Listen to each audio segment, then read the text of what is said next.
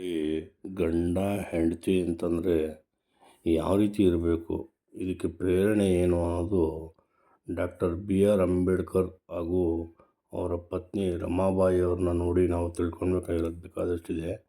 ಹಾಗೆ ಅಂಬೇಡ್ಕರ್ ಅವರ ಆಶಯ ಏನಿತ್ತು, ಅವರು ತೀರೋದ್ರು ಕೂಡ ಆ ಆಶಯ ಇನ್ನೂ ಜೀವಂತವಾಗಿದೆ. ನಾವು ನೀವೆಲ್ಲ ಸೇರಿ ಅಂಬೇಡ್ಕರ್ ಅವರ ಆಶಯ ಏನಿತ್ತು, ಹಾಗೆ ಅವರ ಸಂವಿಧಾನ ಯಾವ ರೀತಿ ಇದೆ ಅದನ್ನು ನಾವೆಲ್ಲ ಗೌರವಿಸೋಣ, ಹಾಗೆ ಪಾಲನೆ ಮಾಡೋಣ ಅಂತೇಳಿ ಅವರ ಬದುಕಿನ ಒಂದು ಚಿತ್ರಣ ನೋಡೋಣ ಬನ್ನಿ. ಕ್ಷಿಪ್ರಕ್ರಾಂತಿ ಮೀಡಿಯಾ ಚಾನಲ್ನಿಂದ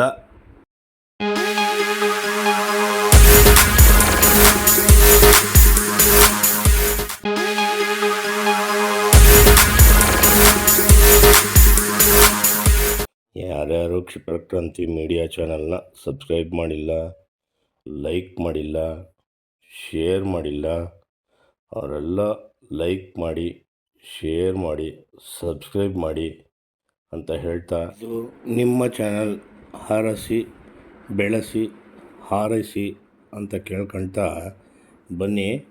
ಇವತ್ತು ಎಲ್ರಿಗೂ ಜೈ ಭೀಮ್. ದಿನಾಂಕ 27/5/1935 ನಮಗೆ ಒಂದು ತುಂಬ ದುಃಖದ ಸಂಗತಿ ನಮಗೆ ಗೊತ್ತಾಗುತ್ತೆ. ಬಾಬಾ ಸಾಹೇಬ್ ಅಂಬೇಡ್ಕರ್ ಅವರು ಈ ಸಮಾಜದ ಉದ್ಧಾರಕ್ಕಾಗಿ, ಈ ಜನರನ್ನು ಪರಿವರ್ತನೆ ಮಾಡೋಕ್ಕೋಸ್ಕರ ತುಂಬ ಹೋರಾಟ ಮಾಡ್ತಾ ಇರ್ತಾರೆ. ಅಂಥ ಸಂದರ್ಭದಲ್ಲಿ ಮಾತೆ ರಮಾಬಾಯಿ ಅವರಿಗೆ ತುಂಬ ಸೀರಿಯಸ್ ಆಗಿಬಿಟ್ಟಿರುತ್ತೆ. ಸೀರಿಯಸ್ ಆದಾಗ ಬಾಬಾ ಸಾಹೇಬರು ಹೋರಾಟದಲ್ಲಿ ಇರ್ತಾರೆ, ಈ ತಾಯಿ ಸಾವಿನ ಜೊತೆ ಹೋರಾಟ ಮಾಡ್ತಾ ಇರುತ್ತೆ. ಬಾಬಾ ಸಾಹೇಬ್ರು ನೋಡಬೇಕು, ಬಾಬಾ ಸಾಹೇಬ್ ನೋಡಬೇಕು ಅಂತೇಳಿ ತುಂಬ ಆತುರ ಪಡ್ತಾ ಇರ್ತಾರೆ. ಯಾಕೆಂತೇಳಿದರೆ ಮಾತೆ ರಮಾಬಾಯಿ ಅವರಿಗೆ ಬಾಬಾ ಸಾಹೇಬ್ ಅಂಬೇಡ್ಕರ್ ಕಂಡ್ರೆ ತುಂಬ ಗೌರವ, ತುಂಬ ಪ್ರೀತಿ, ತುಂಬ ಅವ್ರ ಮೇಲೆ ನಂಬಿಕೆ ಜಾಸ್ತಿ. ಹಾಗಾಗಿ ಅವ್ರನ್ನ ನೋಡಬೇಕಂತ ನೋಡುವಾಗ ಬಾಬಾ ಸಾಹೇಬ್ರು ಗೊತ್ತಾಗುತ್ತೆ ವಿಚಾರ. ಬಾಬಾ ಸಾಹೇಬ್ರು ಬರ್ತಾರೆ. ಬಂದು ನೋಡಿದಾಗ ಮಾತೆ ರಮಾಬಾಯಿ ತುಂಬ ಸೀರಿಯಸ್ ಆಗಿರ್ತಾರೆ. ಬಾಬಾ ಸಾಹೇಬ್ ಅಂಬೇಡ್ಕರ್ ಅವರ ತೊಡೆ ಮೇಲೆ ಮಾತೆ ರಮಾಬಾಯಿ ಅವರ ತಲೆ ಇಟ್ಟು ನೋಡ್ತಾ ಇರ್ತಾರೆ. ಬಾಬಾ ಸಾಹೇಬ್ರನ್ನ ನೋಡ್ತಾ ಇದ್ರೆ ಬಾಬಾ ಸಾಹೇಬ್ ಅಂಬೇಡ್ಕರ್ ತುಂಬ ಅಳ್ತಾ ಇರ್ತಾರೆ. ಕಣ್ಣೀರು ಸಿಕ್ಕಾಪಟ್ಟೆ ಬರ್ತಾ ಇರುತ್ತೆ. ಡಾಕ್ಟ್ರಿಗೆ ಹೇಳ್ತಾರೆ, ಎಷ್ಟು ಖರ್ಚಾದರೂ ಪರವಾಗಿಲ್ಲ, ನನ್ನ ಹೆಂಡತಿನ ಉಳಿಸ್ಕೊಡಿ. ಕಷ್ಟದ ಕಾಲದಲ್ಲಿ ನನಗೆ ತುಂಬ ಸಹಕಾರ ಕೊಟ್ಟಿದ್ದಾರೆ. ಕಷ್ಟದ ಕಾಲದಲ್ಲಿ ನನ್ನ ಸಂಸಾರ ಸಮರ್ಪಕವಾಗಿ ನಿಭಾಯಿಸಿದ್ದಾರೆ. ಅದಕ್ಕಾಗಿ ನನ್ನ ಪ್ರೀತಿಯ ಮಡದಿಯನ್ನು ಕಾಪಾಡಿ ಅಂತ ಡಾಕ್ಟ್ರನ್ನ ಕೇಳ್ಕೊಂಡು ಇದ್ರೆ ಮಾತೆ ರಮಾಬಾಯಿಯವರು ಬಾಬಾ ಸಾಹೇಬ್ರೇ ನೋಡ್ತಾ ಇರ್ತಾರೆ.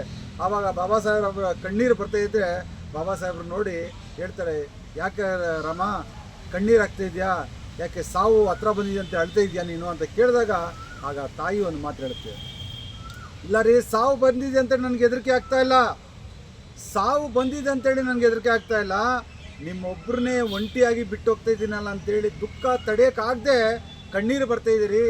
ಏನು ಮಾಡಲಿ, ಈ ಸಾವು ನನ್ನ ಬಿಟ್ಟು ಹೋಗ್ತಾ ಇಲ್ಲ, ಆದರೆ ನಾನು ಮಾತ್ರ ನಿಮ್ಮನ್ನು ಬಿಟ್ಟು ಹೋಗ್ತಾ ಇದ್ದೀನಿ ಅಂತೇಳಿ ಆ ತಾಯಿ ತುಂಬ ನೊಂದ್ಕೊಂಡಾಗ ಆಗ ಬಾಬಾ ಸಾಹೇಬರು ತುಂಬ ಕಣ್ಣೀರು ಹಾಕ್ತಾ ಇರ್ತಾರೆ.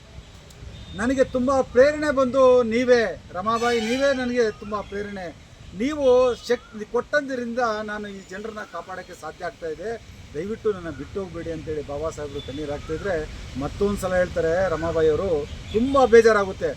ಏನು ಹೇಳ್ತಾರೆ ಅಂದರೆ, ನನ್ನ ಕ್ಷಮಿಸಿರಿ, ಯಾಕೆಂದರೆ ಈ ಜಗತ್ತಲ್ಲೇ ಎಲ್ಲರೂ ನಿಮ್ಮನ್ನು ಸಾಯಿಸಬೇಕು, ಕೊಲೆ ಮಾಡಬೇಕು ಅಂತೇಳಿ ತುಂಬ ವಿರೋಧಿಗಳು ನಿಮ್ಮನ್ನು ಕಾಯ್ತಾ ಇದ್ದಾರೆ.